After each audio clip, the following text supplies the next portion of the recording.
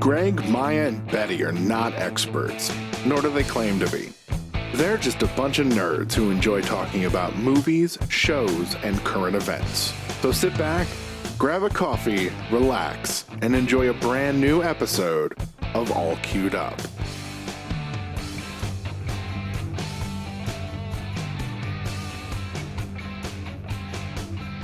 Hello, everybody, and welcome to another episode of All Queued Up, the review podcast tied to streaming services like Netflix, Amazon Prime, HBO Max, Disney Plus, etc., etc.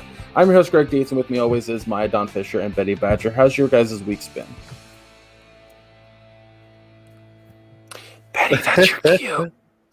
I always let you go first. Okay. My week has been very hectic. I have 2 doctor's appointments today and tomorrow, and then another one the day after my kid's birthday. I'm a little anxious and freaked out, but I'm trying, and I'm here and thinking good thoughts. What about you, Maya? I'm doing pretty good. I had therapy yesterday, and my therapist has now bumped me to maintenance level, which means basically we're just going to meet once a month now instead of when I first started back in September, it was every week. And then we went to a bi-weekly, once every 2 weeks schedule in November. And then now it's just like my mental health. I'm actually have been declared clinically depression free. Awesome. No longer clinically depressed. Because I've suffered from clinical depression since I was like 11 years old. That's a long time. Since my whole coming out, it's just, she said it was like a light switch, because she met me before I came out and then since. So she saw how I was before versus how I am now. And yeah, it's been wonderful. Well, you get to be you. Yeah. You don't have to be pretending something that you're not, and I think that's really important. I've seen it with a lot of people who have transitioned, male or female. When you finally get to be who you are, it increases your happiness level a whole lot. And I'm glad for you. Yeah, so Yeah, it's that whole living your truth thing. Yep. The weather is beautiful outside for the first time. Well, yesterday it was like 60 degrees. Today it's like 65. And it's late February here in Virginia, and I'm looking outside right now. There's not a cloud in the sky. It's beautiful. And as soon as we wrap recording today and Madison's done with her math class, because we'll finish up about the same time, the 3 of us are getting the fuck out of the house and just taking advantage of the weather. Because I looked, the last time I went to a doctor's appointment physically left the house was October the 28th, which was the Wednesday before Halloween. That was the last day I left the house. So today we're leaving, we're getting out and not coming home until when the fuck ever. Got figure banging at 9:30. So as long as I'm home before 9:30, that's all that matters. Yeah. Got any plans? You're just going to drive around town? And Oh, no, we're not even going to stay in this drive around town. Well, it's like Jeff takes Lydia to places around Abingdon, and a lot of things they like to do is go see the graveyards and stuff because they're old. This is Abingdon. So, and when he had his stroke, she was actually able to help me navigate to where I needed to go to do all the things that he normally does. Well, that's good. Yeah. Yeah. Well, there's nothing here in this town to see. I mean, it's tiny. It's 2 square miles. So where are you going to go? Now we're going to go, Wise Norton up in there.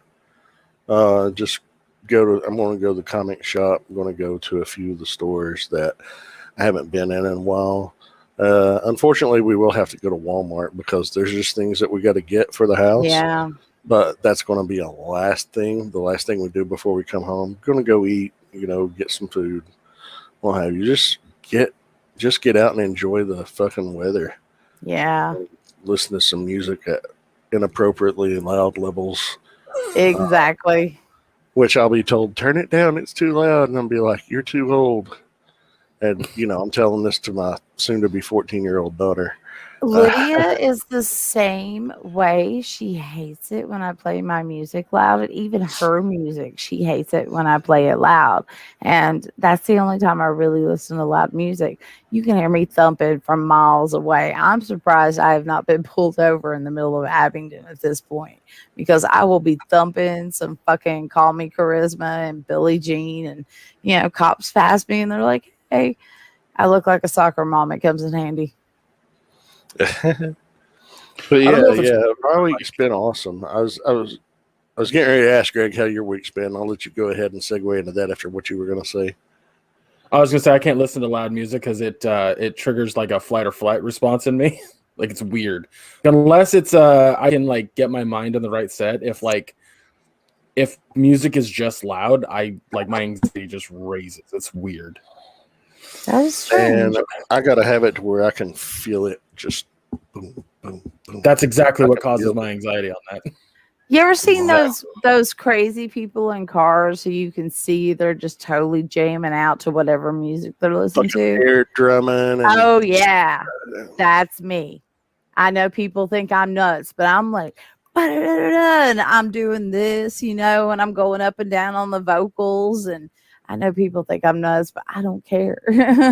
It's fun. The same thing. I don't care. Madison, she's like, stop it. People can see us. I'm like, I don't care. What are they going to do? Take my fucking birthday away? Right. Crazy. She's like, it's embarrassing. I was like, do you know those people personally? No. Well, then shut the fuck up. Even if I did, fuck you. I don't care. So what? Exactly. Well, what about you, Greg? Things have been going good over here. I kind of off stream told you guys a lot about the stuff, but the one thing that's got me super excited right now is that my dad is getting his COVID shot here on Saturday. So I'm stoked about that. We are so happy about that. Make sure he gets his second one. Yes, yeah. We were gonna schedule, I don't know exactly how long, but the doctor mentioned that too. He was like, yeah, after you get the first one, we'll be in contact to get the second one. I was like, thank God. So it should usually be around 28 days. So. Yeah, 28 days. Okay. Depending on which one it is. Yeah. Because there's the Moderna. Yeah. It's the Moderna. I think the Moderna is a 28-day, 4-week. Yeah. Because my dad had the Moderna. I think the Pfizer's a 3-week. Yeah, my dad had the Moderna when they did the COVID handout at Eastman's Fire Patrol. He's the only one who did it. They CNN I saw reported this morning the Johnson & Johnson vaccine was approved today. So and it's a cheap vaccine. It's only 85% effective, and they use a dead virus in it. Yeah, it's not as effective as the Moderna or the Pfizer. I want to get the Moderna because it's the most effective of the 3 out now. Right. But I'm not going to turn down the Pfizer if that's my only option. Yeah, I'll take what I can get at this point. Yeah. So let's go into WandaVision. Yeah, let's dive into that. So this is episode 7 of 9 total. And there was a massive reveal at the end. But it wasn't just the reveal that was a big deal of this episode. So first and foremost, before we dive into the big the big Marvel implications. He's caught my problem. I'm not saying the word. I'm not saying the word. Implications. Fuck my. Anyway, the big implications on the Marvel universe as a whole. The thing about this episode that I really enjoyed was that it bit off of 2010's documentary style sitcoms like The Office and Modern Family. Did anybody else notice this episode seemed a little short? It was actually longer. It was actually longer. It was 3 minutes longer. No, it was the same length as the last episode prior. Was it? Yeah, I thought it was 12 seconds in the runtime. I think I felt like there should have been more, but there wasn't at the end. But I did love the ending. it was fabulous. So I'm very curious to see where that goes, because from what Jeff said, he remembers from the comic is that she was kind of a mentor towards Wanda. So I'm going to see how it goes with this show. I've been doing a lot of like extra research on characters around Wanda and stories that have to do with Scarlet Witch and whatnot, because I'm trying to figure out like what they're biting off of to make this show. And it is a complete fucking like 180 to the character in the comic of Agatha. Complete 180. She is not a villain in any way, shape, or form. As a matter of fact, the first time she was introduced wasn't even in a Scarlet Witch story. It was actually in Fantastic Four. I honestly don't feel like she is evil, but I don't either. I don't know what she is, but I don't get the true feeling that she's evil. I think maybe some of the things that she's done has tried to wake Wanda up and make her realize that. That's so. My Would you theory. like to hear? Would you like to hear a couple theories that I've read online that I think are fascinating? Sure. Again, don't know if any of them are true. And as far as I'm concerned, nothing is off the table with this show on any theory until the show takes it off the table. But obviously, there's still the one about fucking Mephisto, that Mephisto's behind it all. I still think that's a little bit not going to happen. But one that I thought was really interesting was that book at the end that it like highlights for like a second is called The Darkhold. And because there's a ton of books in the Marvel pantheon that could use. They think that it might be the Darkhold, but it hasn't been stated in the show, of course, that it's the Darkhold. Right. If it is the Darkhold, people have said that what Agatha could be doing is forcing Wanda's mental state to decrease so that Chthon can take over her body like he wanted to do in the comic.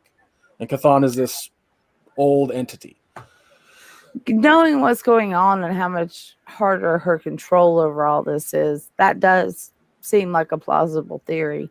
I also think a plausible theory is that she has expanded her power so much that she can't keep everything cohesive. And obviously she's losing her flipping mind, So it will be interesting to see which one turns out to be more realistic, So I'm looking forward to it. Yeah. The more I think about it and the more it goes on, the less I think it's, her not losing her ability to keep like controlling her powers. I don't think she's used her powers near their limits at all. I think she's just never used them to this degree. And, she doesn't know how to control them versus this is the extent of her powers, if that makes sense. Okay, so here's a question, and we talked about this when we first saw it. You know how the clown circus was the people who were looking into it, and she expanded it, and they all became clowns. And I was wondering, is he going to be able, Vision, going to be able to do what he did to the other people, and how they will take it? Because I thought maybe if he gets them quicker, they won't go as nutty, like. Oh, you mean like open their mind up? Yeah, and when he did that to Darcy, she's totally fine. She's doing her thing. I think if he'd done that to Henry at work, he was obviously just too far gone. He had to put him back in that state. But Darcy is fine knowing where she is and that she's in this fake reality. Well, she also had been observing it beforehand. And was aware that it was. Go ahead, Greg. I think there's a point to that, because when he takes her out of the trance, she expresses that it sucked. She expresses that, like it was painful. But I think because she was in there for such a short amount of time is why she didn't freak out as much as the other guy. That also being said, I think that the absolute aspect of her like knowing what the fuck is going on was important too, of her not freaking out. Because she actually said she was like, I low-key wanted to be in the show because I've been watching for a week.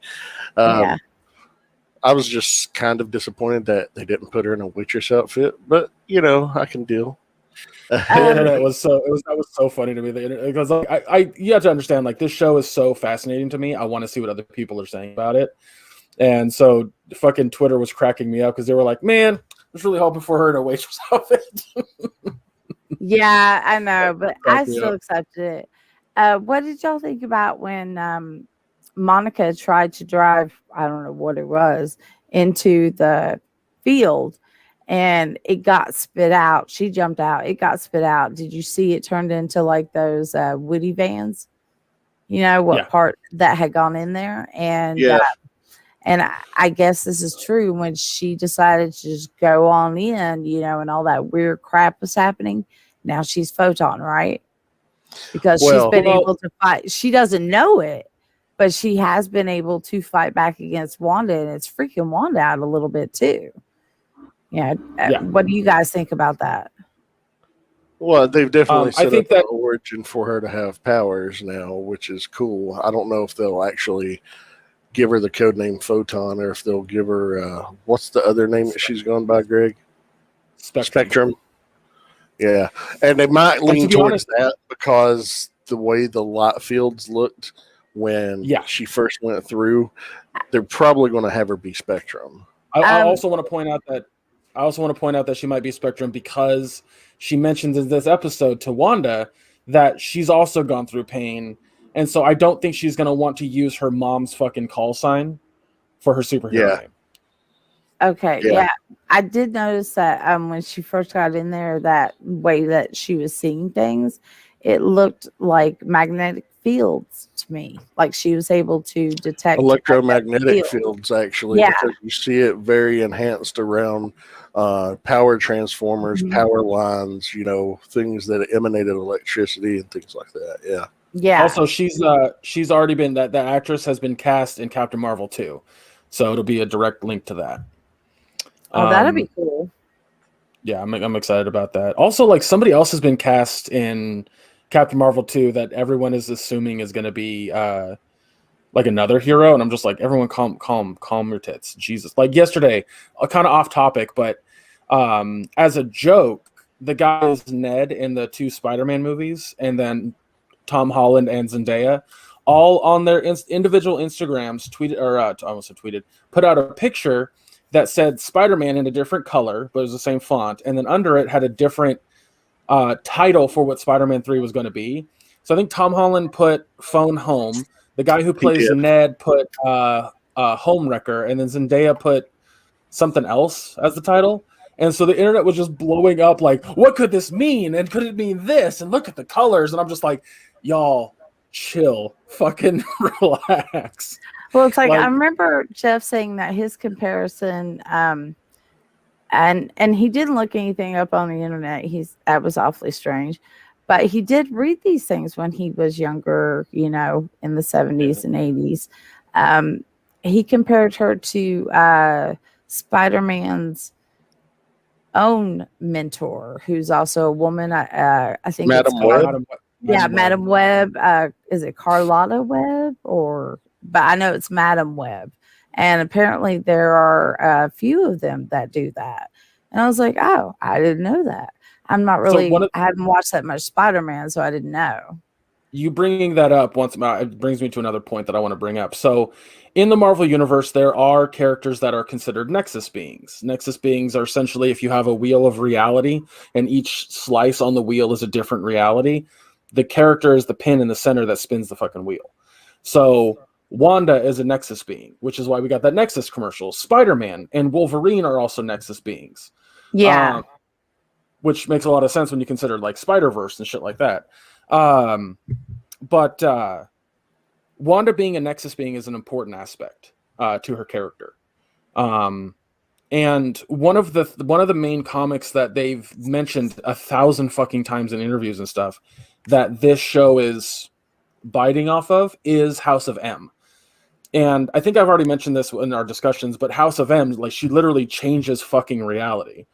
So I think that something is going to come from the idea that she can literally change reality other than just what we've seen.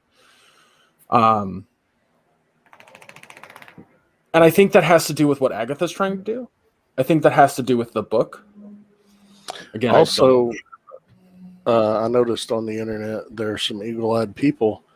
That book looks very, very much like the book that's missing in the Doctor Strange books. Yep. When he's in there looking at, the ones that are chained up, and there's one that's missing. And they're wondering if that's going to be a tie-in to the new Doctor Strange movie. Yeah. I was like, this is exactly why I go on the internet to look up stuff, because people are so much quicker at it than I am. I do have to ask you guys, what do you think her picking these? I mean, she built this reality, but why did she choose TV shows to? So I'm still in question if Wanda is actually in control of that. Yeah. I'm still wondering if that's actually Wanda's doing or if it's Agatha's doing.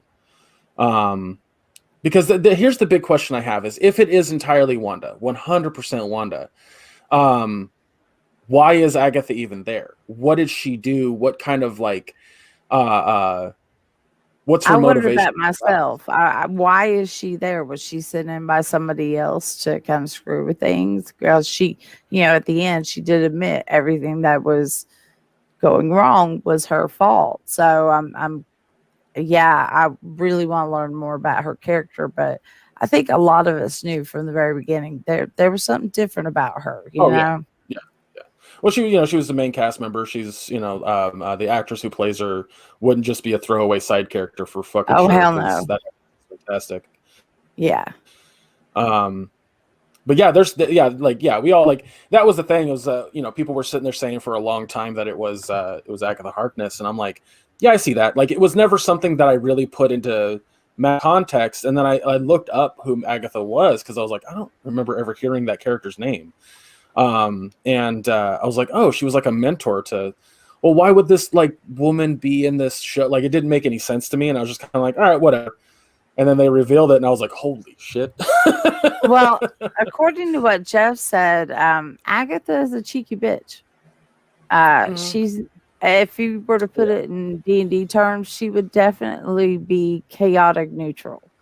She kind of likes to screw things up, but she's not a bad person, I don't know that because the major thing about her that I read, again, I never read any comics with her, but I remember reading a thing about her and Wanda in relation to Tommy and Billy, that she knew from the fucking get-go that they weren't real.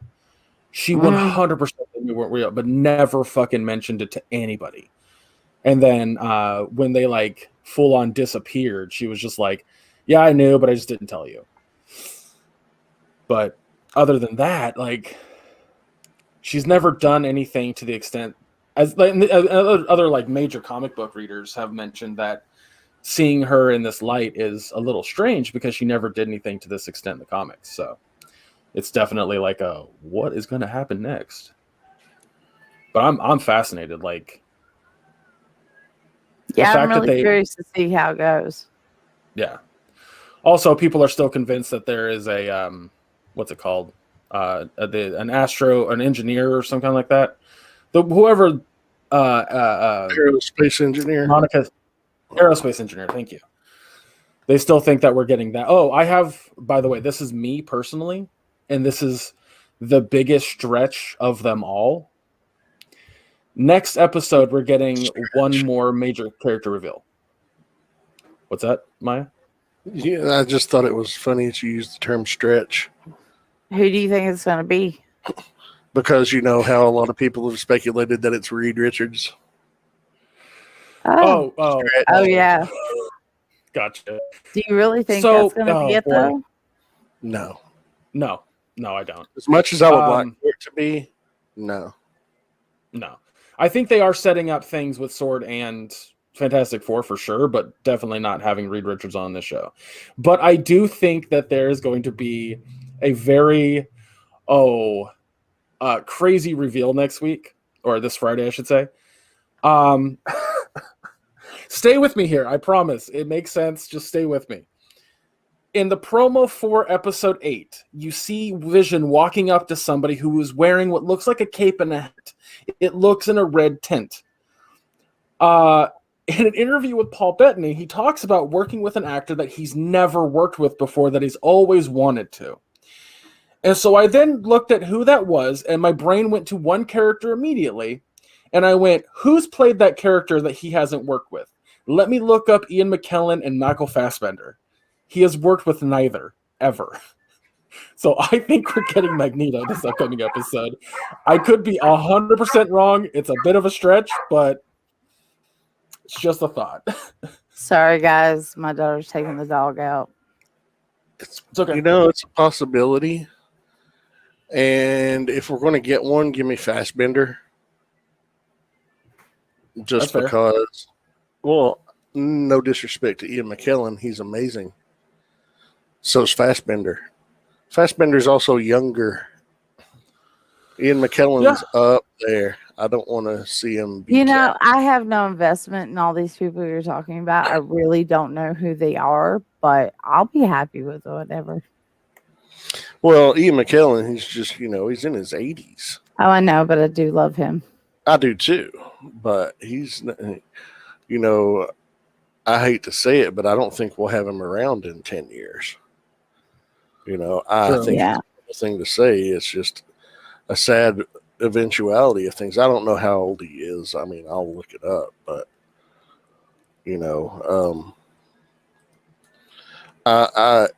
I want them to do a clean slate recast of all the mutants, but of course, if they don't, so be it. He's 81. Be 82 in May. But if they're not going to do a complete clean slate wipe or a recast, they can always say, well, it's not necessarily the Magneto you're familiar with. Could be an alternate reality Magneto pulled over. Give me Fassbender. I'll be fine with it if you're not going to recast. But who knows? I mean, it's a possibility. It could be anything. Yeah, that's like I said, it's not off the table until the show takes it off the table, because there's been so many moments in this show that I was like, I was not expecting that, which I fucking love, by the way, that I can't see what the fuck's coming. So the ending, with all the little things they did with Agatha, what'd y'all think of that? I loved it. The fucking musical number is the goddamn best thing ever. Like, it was great. It was funny. Huh? And I loved it. I enjoyed it. I just, I don't think that she's flat out going to be evil. And Gregg was like, she killed the dog. I was like, yeah, but he was a yappy little dog, and he was in the episode for like 6 minutes total. He had 3 barks. I mean, come on. Yeah, she told me.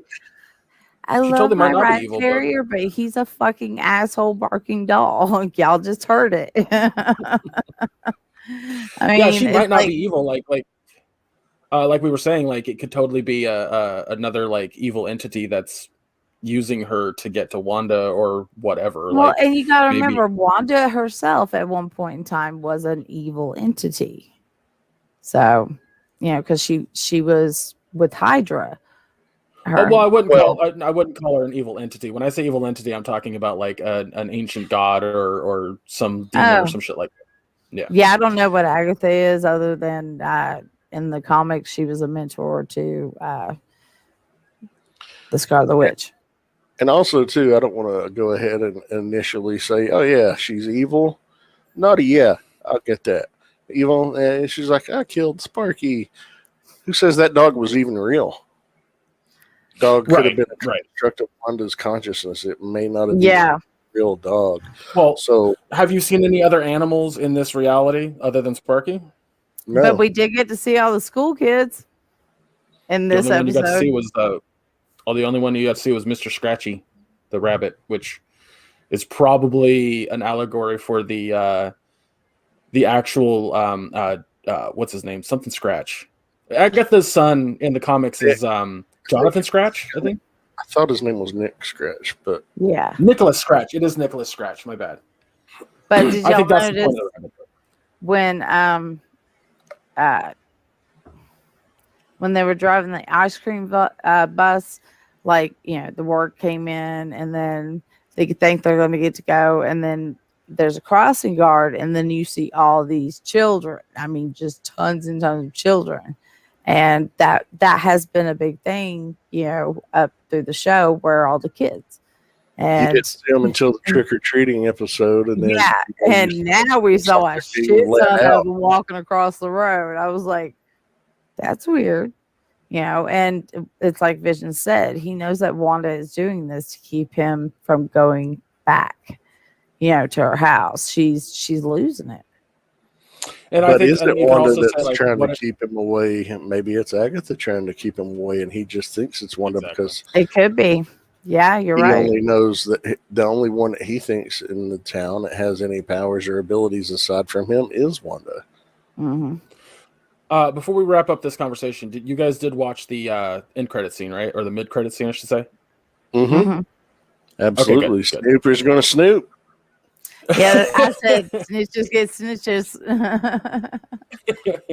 So yeah, I think that the reason that Monica was able to find that cellar door or basement door, whatever you want to call it, is because of her power.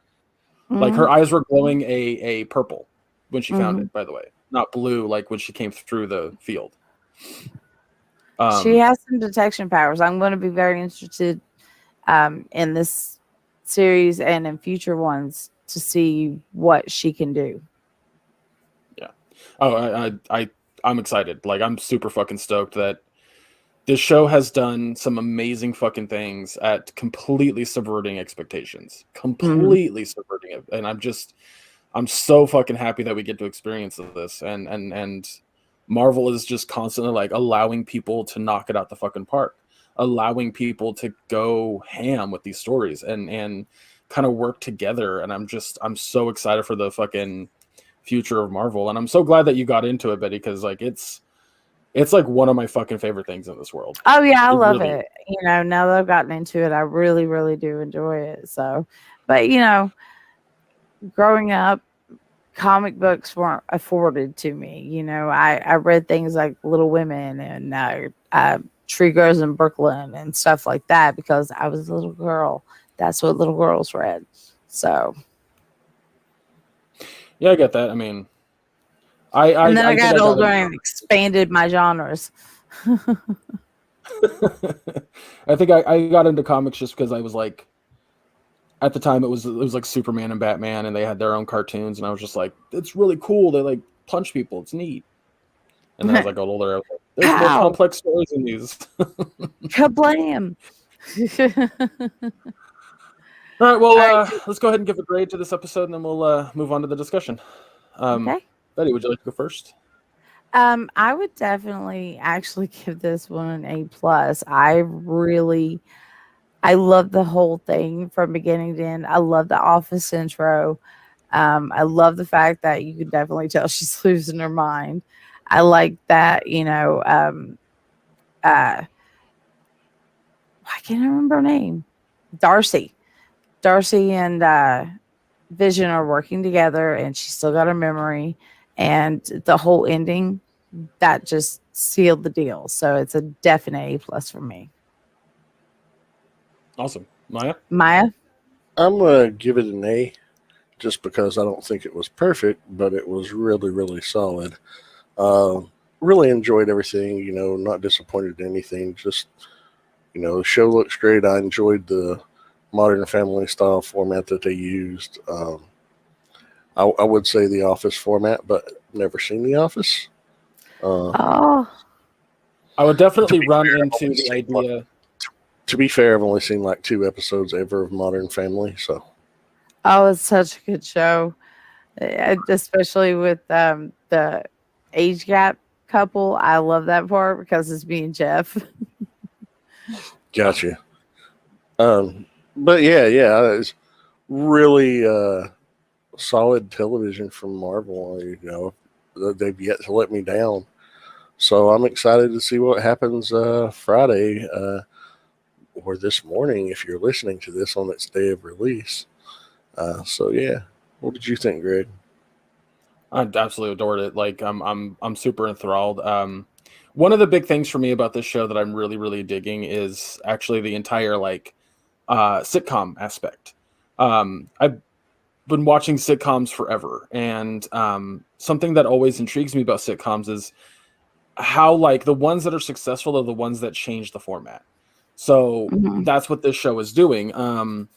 Like going from 50s to 60s, you can see how the format was changed a little bit from like what Dick Van Dyke and I Love Lucy was doing to going into like what Bewitched was, and then going into the 70s, you see the difference, and then into the 80s. Of course, they skipped the 90s and went straight to 2000, but back in the 2000s, the more popular sitcoms were the ones that were not filmed in front of a live studio audience, like Malcolm in the Middle. And going into the 2010s, the more popular sitcoms were mockumentary style, and Like The Office. like The Office and Parks and Rec and Modern Family and yada yada, so on and so forth. And I absolutely love that. I think that's such a clever way to kind of go through the decades. But I think they're done actually doing sitcoms now. I think the next two episodes we're not going to have sitcom aspects at all. And I think a lot of that has to do with the fact that A, they've caught up with modern sitcoms, and B, we're now so balls deep into the fucking lore of what's happening that we can't see with Agatha and everything going on, that we're just done with the sitcom aspect. But I loved it every week going into it, going like, what sitcom are we going to go to next? And fun fact about that intro. Go ahead. They also said that they couldn't detect the broadcast anymore, which means to me they were done with the whole TV show sitcom aspect. Period. To be fair, they said that and still had the 2010 sitcom. So I get where you're coming from with that, but they You're right. What's that? You're right. I will say this though, that the intro, the title card sequence, was it really interesting to me because the thing where it kept showing Wanda's name actually doesn't come from any of these sitcoms that we've named. It's not from The Office. It's actually from a short-lived 3-season sitcom called Happy Endings. And fun fact about that sitcom, it was actually produced by the Russo brothers, who, as you know, did like Infinity War and Endgame. Now, did one of y'all mention this, or I can't remember if y'all mentioned this or Jeff mentioned this?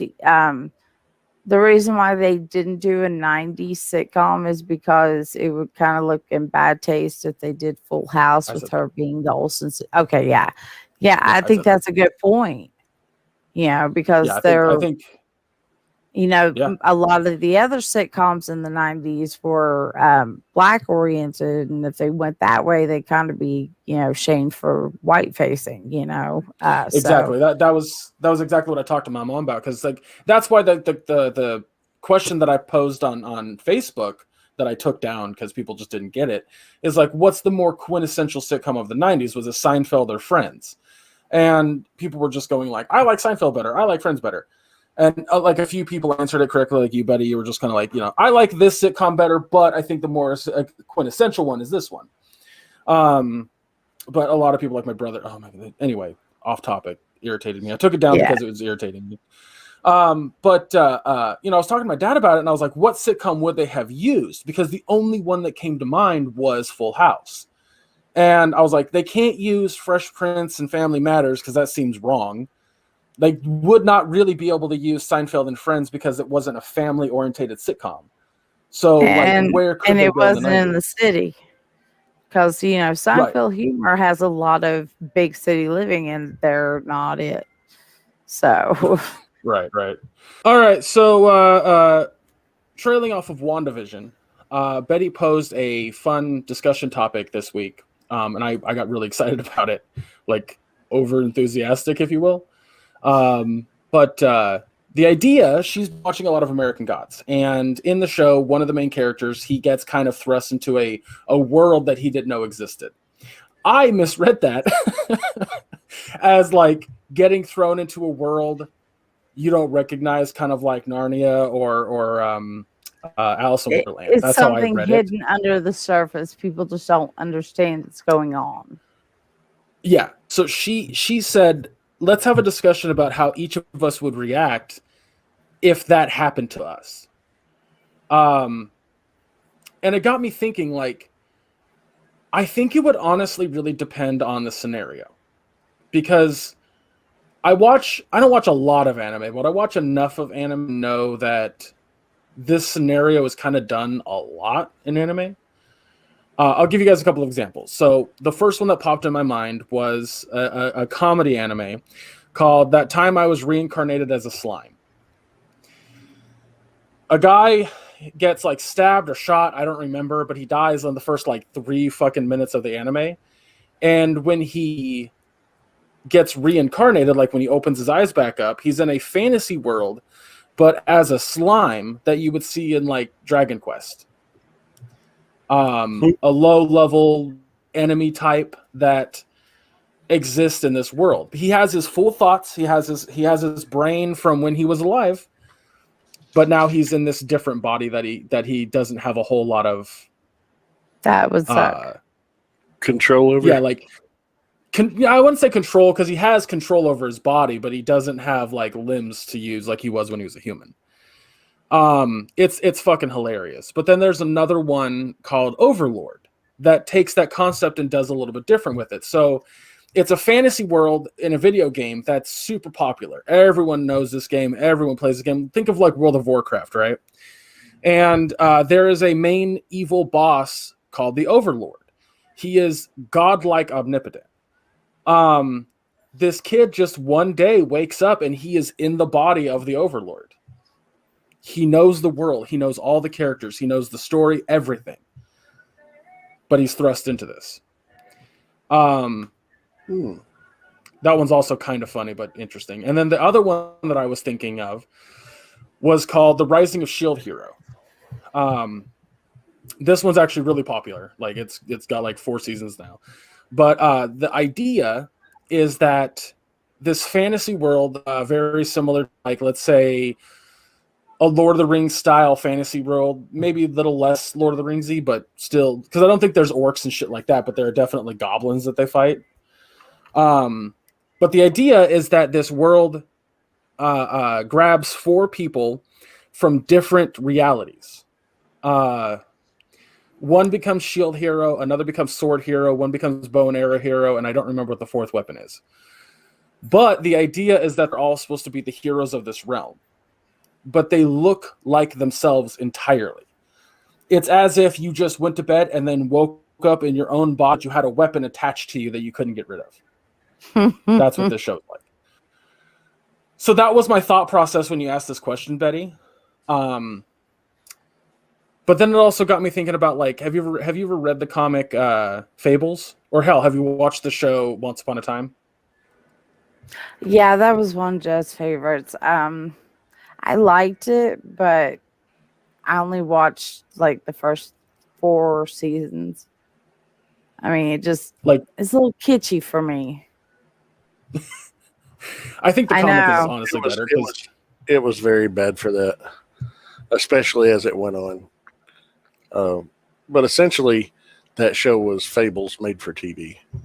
Yeah. Well, I have a thing for, the original old school Fables. I know a lot about that kind of stuff, but I don't know what Fables the comic book is. Once Upon a Time it was definitely a family TV show. That's the best I can put it at. Fables is way darker, way more adult, but the general idea is that all these Fable-like characters, these Mother Goosery characters, were thrust into our world because of an adversary, and they just call him the adversary. I think eventually, towards the end of the comic, they do give it a name, and I haven't read that. But the general gist of it is that you follow the main character, Bigsby, who is the big bad wolf in a human form. And he's basically a detective. He has to solve crimes, specifically murders. And isn't the big one that kicks it off the murder of Snow White? Yep. Yes, sir. Ma'am. Sorry. Yeah, so like the point I make about that is like, what if you just discovered this world existed in the way that it does? What if you just now you know about fucking Fable here characters that exist in New Well, like you see it talking because this one's the three little pigs. Okay, who wants to go first? As in the world they picked. I didn't pick a world. That's what we were supposed to do. But I took it more as not that you discovered the world existed, but you were actually in that world. Yeah, like you're there now. It's like like a Canadian in King Arthur's court.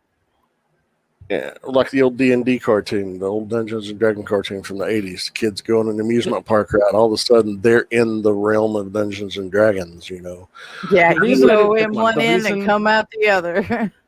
Can I explain why I didn't pick one? Why I didn't want to pick one?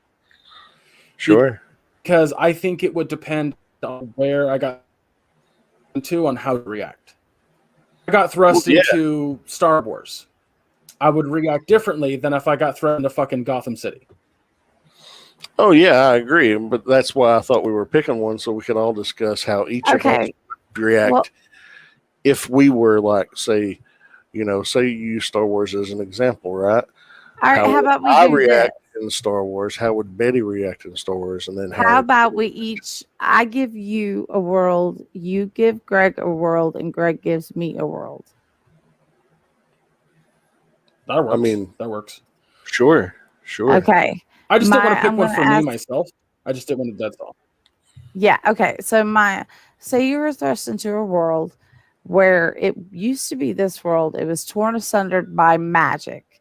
The male side of magic was tainted. The women are the only ones who have access to magic and power.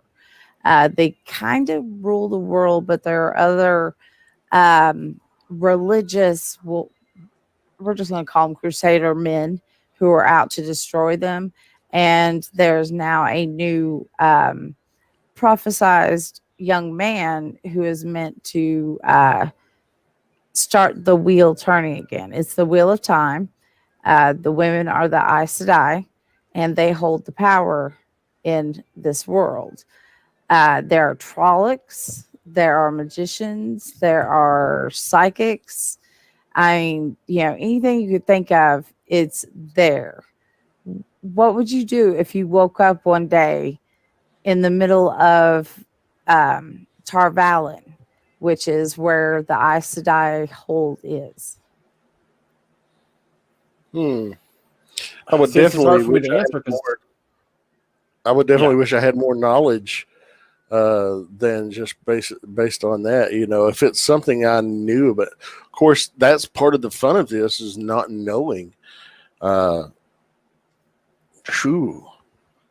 And here's the thing, me as I am and what I used to be, but no longer am, and now am, would I be magical or not? That is a question because it was never brought up in the books because it was written in the 90s. The guy who wrote it was polyamorous. It's Robert Jordan. But he does write women well. I give him that. But he never did.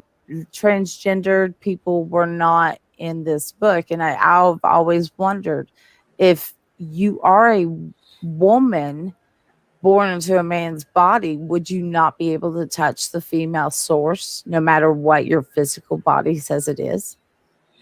I mean, in theory, I can say this as a cisgendered. I say this as a cisgendered person. I would probably find a way to get on the good side of people that use magic. Yeah, a lot of them do. There is the thing about the Aes Sedai. They have taken an oath that they're not allowed to lie, but they can definitely bend the truth and get around telling you everything you really want to know and you not even knowing it. So, that is one of the oath things they've taken. They actually have Black Sedai who work for the dark side. So, yeah, it's if you landed in Tar Valon, where the white the White Tower is, and that's where they take in novices and apprentice to train to be Aes Sedai, they would test you. And if you didn't make it, you could end up staying there, but you would encounter some strange things. Well, I think the first thing I would probably do after wondering what the fuck is look at my surroundings. Say if did I just wake up here, or woke up from my bed, what have you, or am I thrust here in the middle of some event going on? I'm definitely going to take in my surroundings and try to gather what the fuck. And then I'm going to try to figure out who the fuck I am and what do I do for a living? What's my occupation? And am I going to have the abilities to do so? Because, I mean, if I don't have anything to clue me in on that, what I am or who I am, I'm going to try to have to find, some means of caring for my well-being, etc. Well, that is the good thing about the White Tower. If you do not have the spark, you are allowed to stay on and do other things like, maid work and cook work. And you also get to I'll totally smack ass on the apprentices as well. It doesn't matter if you ain't got magic. Bitch, I told you to do something. I don't give a shit if you got magic. You fucking scrub them pots. So yeah, those women have it good. Even the ones who don't have the power, they do have a modicum of power in their own right. Because women are the ruling. In this world, they are. Even Tarvalin, if you go and look at a map of Tarvalin, it's shaped like a vagina. I'm not kidding. I loved it. Well, I would totally until my fate is foretold. I've always been told I have the gift of being able to talk and listen to people. So I would totally want to be a bartender. So I'd be a busty tavern wench. Woo-hoo, yeah, girl. Get going. I think I'm right there with you. But yeah, I think it would be fascinating to live in a world where women hold the power. Well, that is just a fantasy setting in general. I got so much more I could tell you. I'm just keeping it simple here. You would totally love this series because it is female empowerment to the whole. Men are definitely empowered as well, but women hold the power and they freaking know it, and they don't let you forget it in each society. Well, I definitely want to check it out anyway. I just haven't made any time for reading much here lately, but I definitely but we will be watching the series that comes out in December on Prime. I have to insist on this because I've been waiting for this for so long. So Maya, what would you pass on to Gregg? Well, I know Gregg loves sci-fi, and he would be more in his element if he were and say something that he was very familiar with, similar to Star Wars. But I'm not going to give him the Star Wars universe. Oh, I would hope not. No, because but I don't want to give him a fantasy setting because I know he doesn't enjoy fantasy, and that would. However, how would you react, Gregg, if you woke up and you were on the Enterprise? You're in the Star Trek universe, and you're on the Enterprise. Which one? With full knowledge of who I am in my own body, or am I in somebody else's body? Your data. Well, no. You have no knowledge of who you are, where you are.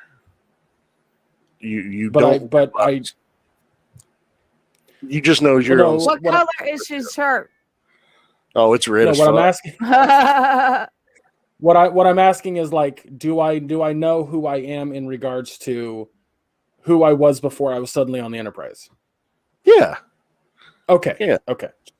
I mean, you have all of your prior memories. You just wake up and you're like, this isn't home. What the fuck? Which Enterprise? I don't know. The Enterprise. There's one of them. There's two of them. Yeah. There's the one on. I know there's the original series, and I know there's Next Generation. But they are each different ships. Yeah, I know. Don't argue with the Trekkie. I'm not. We're just gonna say you're on the original. On the original, okay, it's a little with rougher. Captain Picard or with Captain original. Kirk? The original was Kirk, Spock, Scotty. Okay, Bones. you're gonna be on there with Kirk. I'm sorry. So I guess it would like depend on God. There's so many fucking scenarios into this situation that if I just woke up in my own clothes and my own body, and I just like woke up in a fucking room, the first thing I would do is I would find somebody of authority. I would find somebody like a blue shirt. I would try to go to the bridge of some kind and then explain like, hey, I'm suddenly here. I don't know what the fuck's going on. I need help. And hope that like they assist in what's going on or just accept me onto the ship as a new crewmate. But the biggest issue that I would come across is like, I don't know how the technology works. So will I just become their janitor? I don't know. You're cleaning the evacuation tubes. You could be a counselor. I suppose I could. Oh my god, that's funny. Yeah, because if I just woke up on original series Enterprise, I would definitely seek help immediately and tell the absolute truth. I wouldn't try to hide or find an outfit. Like, it would be an absolute immediate, like, hey, so here's the crazy thing. I know who you all are, and I don't know how the fuck I got here. Yeah. And I tell them that I'm from the 21st century and that I'm from the past, but I don't know how I got to the future and in a fictional setting. They'll take you back to 1986 San Francisco. They know how to do that, Greg. I forgot about that. Yeah, they know how to time travel. I would ask a couple first back with them. I would ask first before they do that if I could fuck around on the holo. No, because it does not have the holodeck. The original series did not have the holodeck. You could give them the idea for the holodeck. I could. He's like, I'll tell you what you can have if you'll help me out. You could tell them to stop using joysticks. That's not going to happen until they evolve to the 90s. See, there's fun aspects you could have with that. Yeah, for sure. Yeah, I don't know. Like that's like I said, I would definitely find somebody of authority and tell the truth immediately. Yeah, and then hope they would help. But I don't think I'd freak out. Like I think I'd be a little like discombobulated immediately. I'd totally freak the motherfuck out. I'd freak out because I'd be in space, and I hate space. The vastness of it scares me. I've never been there, so I can't judge. It's like the ocean. I have thalassophobia. I will not go into the ocean. I'll get up to my knees. That's it. Because Cthulhu's under there, man. Do you want to go there? No, I don't. Is he under the ocean, or is he in another dimension that it just happens to be under? I don't Either want way, it's to scary. Find out. Okay, I don't want to find out.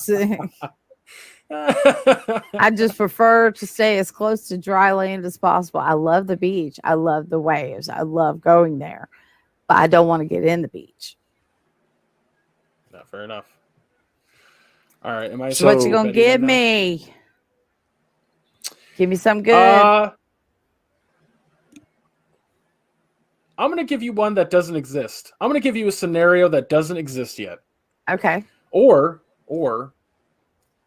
has existed, you're just not aware of. Yeah, that could be it too. Or I'll give you one that does exist. Here we go. I just looked at my bookshelf. I got one for you.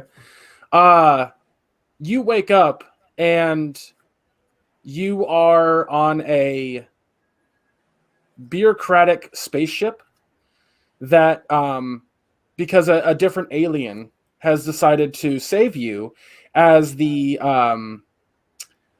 I don't remember what they're called, but the group of aliens that demolish Earth for interstellar space highway You're looking at have decided to Hitchhiker's Guide. demolish it. Are you going? What, Maya? I'm going Hitchhiker's Guide to the Galaxy. That's what I thought. Better bring your towel. You know, I've actually had several dreams where I've watched the Earth explode from space. It's kind of disturbing. I think I would be really, really upset at first, but I would try to make my way in this new situation, and the first thing I would get would be a towel. You know, that's it. You know, that one, I love the book. I love the movie. I think I could handle that one okay. I don't know if I could handle Walking Dead very well. But I do think that I could handle Hitchhiker's Guide to the Galaxy fairly well. You know, I'm thinking, you know, it's just speculation. I think I might do well in the zombie apocalypse, but you know, it depends on if my hip is done before or after. You know, because I got skills, man. I watch living history, you know, archaeological living history. I know how to do things, you know, that could come in handy. So keep me alive, please. Jeff knows how to, he's a master huntsman. He's got a certificate for it. So, you know, if y'all need a group, come here. We also know how to grow vegetables. We're good. Hell yeah. Yeah, that was it. I was just because I was trying to think of something off the top of my head. I have a bunch of fantasy, and not full fantasy, but sci-fi stuff on my bookshelf over here. Well, not really a bookshelf, but whatever. And I was looking. I was like, Overwatch, Watchmen. No, that doesn't really work. Doctor Who. I think we'd all be okay with Doctor Who. Oh, I totally love Doctor Who. Oh, I would get in that TARDIS quick as shit. I would not. I trust him. Oh, really? Her. Trust him. Her. I would not trust to be a companion of the Doctor because nothing. They all make it out alive. No, they do not. Okay, let me argue a point in what you just said, Maya. I agree with you. Nothing good necessarily happens to a companion, but it is an adventure that your life means something. Like, okay, yes, Rose got fucked up, but I can't remember the next alive. companion, what her name was. What's that? I mean, yeah, kind of. What was your question? Was it Karen? No. Oh my Karen, God. It was what was your question? I didn't hear you. The next companion after Rose. I thought it was the chick who was getting married. I thought it was Kim Donna? or Karen. Donna. I mean, yeah, I liked her. I guess you could consider Donna, but no, I was talking about. I'm trying to not say this where it sounds. Donna had a terrible outcome because everything that she did, everything that she did at the end of it, her mind was completely wiped. She had, Martha Jones, you know, Martha. But Donna had a horrible outcome. She had no recollection or any memory of it whatsoever because if she did keep her memories, they were going to kill her. Oh, I know, but she's still alive. Yeah, but no recollection of it, so that sucks. That's terrible. Well, at the same time, do you want to remember something that's going to kill you? Companions? Well, no. Look at Bill. Bill ended up as a Cyberman. You know, I'm not saying. Most companions, yes, had a great time. Some of them, you know, have some wonderful endings, but most of them had kind of shit endings because after you see all that wonderful stuff, then you go back to the mundane, or you know, no. Like, well, that's the thing. If I became the Doctor's companion, I wouldn't allow myself to just leave and go back to the mundane. I would 100% do more, and if I died in the process, great. Fucking I think fantastic. My favorite companions were Amy and Rory. Really? Yeah. because she's River Song's mom. Mm-hmm. I need to Yeah, watch. I need to watch more Doctor My Who. least favorite companion, Clara, hands down. Could not she's a stand bit her. flaky. Could not stand her. Why am I drawing a blank on She Clara? didn't last long either. Oh, She Clara was Oswald. three- Yeah. She went on to go. She went on to go to be the queen. She lasted 3 seasons. So. It just doesn't seem long enough for me. I'm trying to remember which Doctor's companion. She was the 11th Doctor's companion? She was Matt Smith and Capaldi's. She came through on the last season of Matt Smith and was there for the first and second season of Capaldi. Because And she wanted to canoodle Matt Smith. I have not watched and any then of was repulsed by Capaldi because he was old. Oh, Capaldi is incredible. I know. I need to go back and watch that so I can catch up with Doctor Who. I'm so fucking behind on Doctor Who. Oh yeah, because Jodie Whittaker's had 2 seasons. You know, she's in her 3rd season now. I love her, but I'm growing impatient. Wish they would hurry up and finish this season and put it out. Well, COVID, and they've had a lot more restrictions in the UK than we have here. Yeah, because the UK cares about their citizens, but enough about that. Yeah. I have one for you too. I have one. What if, I'm talking about the remake, the one that came out in 2005, I think was the year it came out. But what if you woke up on the ship after the planet's explosion in Battlestar Galactica? I don't know if I've never seen watched Battlestar Galactica. 2004. Never seen Battlestar Galactica.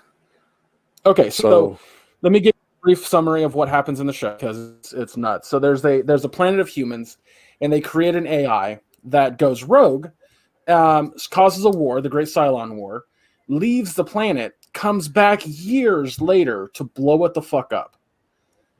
In the pursuing battle, a ship leaves.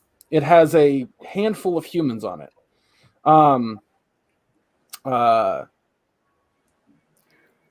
This ship, I wish I could remember the fucking name of the ship. That's driving me bananas right now. Oh, it's just called it's literally called the Battlestar Galactica. I'm an idiot.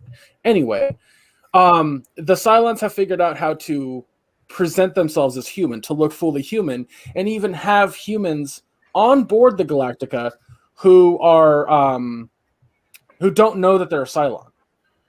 And so the whole show is about like them surviving, trying to make it after their planets exploded. It is a very depressing show because it's like every fucking episode has a life or death scenario to it, but it is so well fucking done. Like if you haven't like a near extinction level thing too. Yeah, I will say this that if that sounds depressing, it's not as depressing as it sounds, especially with the end of the show. Yeah, it's not. I've seen it. I liked it. I would definitely say that in that situation, this is me personally because I have a zest for life. I've never even thought of killing myself or anything like that. I would just keep on trucking, man. No, I just keep on going. I just be like, let's see where this takes us. If I die later, I die later, but I'm not doing it to myself. On a side note, I would totally want to be just, again, either like I'd sign up to be the ship's therapist or fucking bartender. I'll paint the ship and murals. Yeah, the bartender's probably the safest spot, to be honest, because nothing happened in the fucking in that area. Cantina. Yeah, nothing ever fucking happened there. I will say this though, I have a board game. That's how I was reminded of it. And what I love about the board game is that, let's say you play with 6 people, right? 2 players are hidden Cylons, and the idea is that after everyone. Kind of, yeah. So it's a little bit more complicated because there's dials on the board itself, and they each represent like food and water and other survival things that you need, fuel, shit like that. And so at the every turn of a player, their job is to try to get more material onto the ship to survive. If 2 of those items go all the way to 0, the humans lose. And the job of the hidden Cylon player is to sabotage everything secretly as they can. Here's the fucking kicker. As I said, about halfway through the show's like presentation, that's when you discover that some humans are Cylons. They just didn't know it. They were like, I don't remember what you call that, but they were like triggered so they by were programmed to do these things. They were sleeper agents. Sleeper agents. There you go. Thank you. But sleeper agents that didn't have their trigger yet. And once they get their trigger. So about halfway through the game, every player who was a human has a second card under their human card. And they then like secretly look at that card and it'll reveal if they were a hidden Cylon the whole time. And they just didn't know it. It's so fucking fun. But unfortunately, it like does require a solid 6 to 7 people to play it. Otherwise, it's not really fun. So it hasn't been opened in God knows how fucking long. But yeah. Well, we do need to get together to play games. Next weekend, we are doing Lydia's 16th birthday party with her cousin Noah, who he was born 2 days after on the 6th. So we're going to go to the shop, order some macaretta, and have a little joint birthday party for the two of them, because I feel really bad because we can't take her out like we usually do. We usually take her to the beach or Gatlinburg. So I figure this will be fun. So I got to go to the doctor after this, and then I got to go to Walmart and pick up some gift bags because I don't feel like wrapping shit. Well, let's go ahead and wrap this up because I got stuff I want to do today too. But yeah, if anybody anybody listening wants to tell us like a scenario that they'd be thrown into, or wants to add to that conversation, like let us know in the comments on wherever you're listening to this, or on social media, which you can find all the links to our social medias, on whatever site you're using this on. Which I think what am I drawing a blank on the name of the site that did all Podbean? There you go. Mm-hmm. Podbean. But watch us here. You get to look at all of our wonderful faces and our expressions. So watch us here. Yeah, the YouTube channel needs love. I still need to record fucking quick reviews. We need to make things. We need to make a new channel trailer too when we get a chance. Yes. Oh yeah, because the old one's just me and Gregg, from 3+ years ago. I can have Josh literally right now. I'm making a note. Actually, I could have Heather do something a little for me to do like my own little part of the intro if you want. Right. Well, let me write the intro. Or not accept it. Well, I was just thinking that we did something together, all three of us like this. But yeah, we'll have to. We can brainstorm about that another day.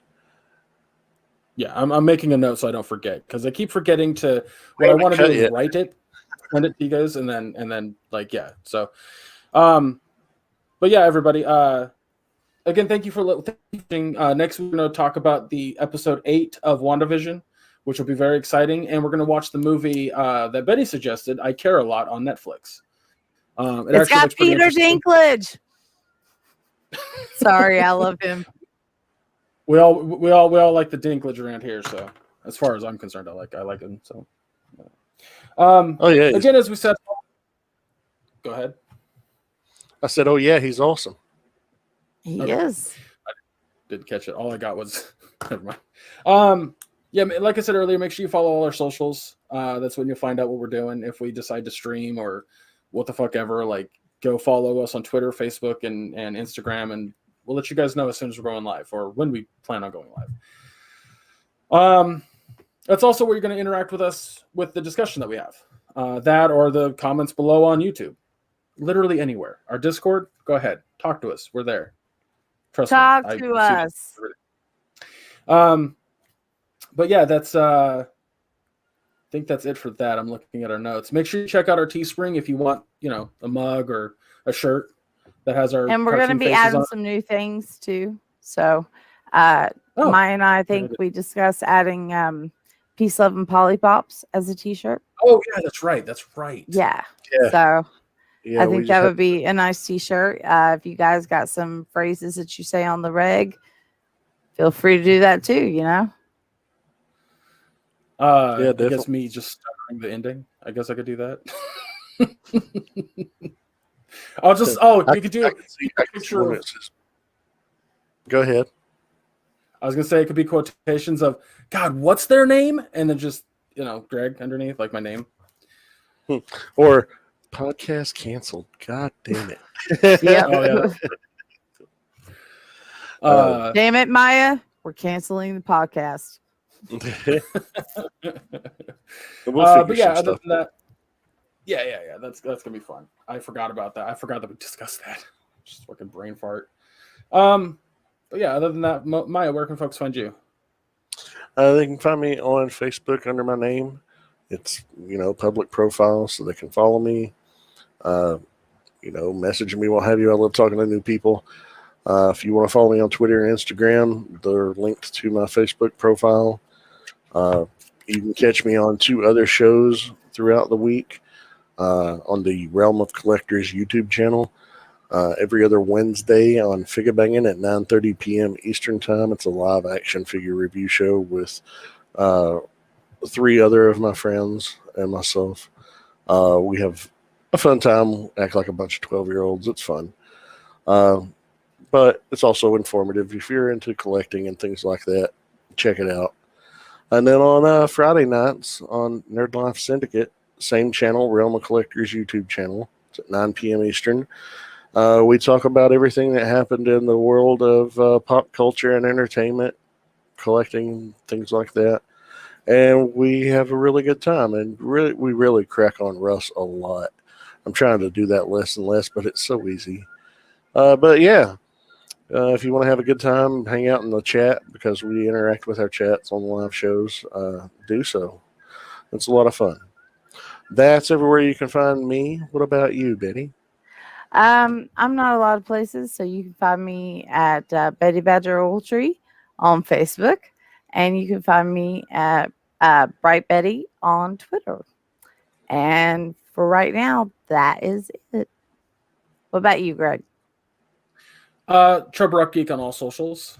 That's it. I think I just I don't know if Anthony's going to add any intro to it, but I just recorded a review for I think I said this last week for Immortals Phoenix Rising. So if that's on there, go check that out. Other than that, that's it. I'm not doing any other podcasts, so that's it. But yeah, everybody, again, thank you for listening. Watch WandaVision. I care a lot. And we'll see you next week. Peace, love, and Polly Pops. Take care, everybody.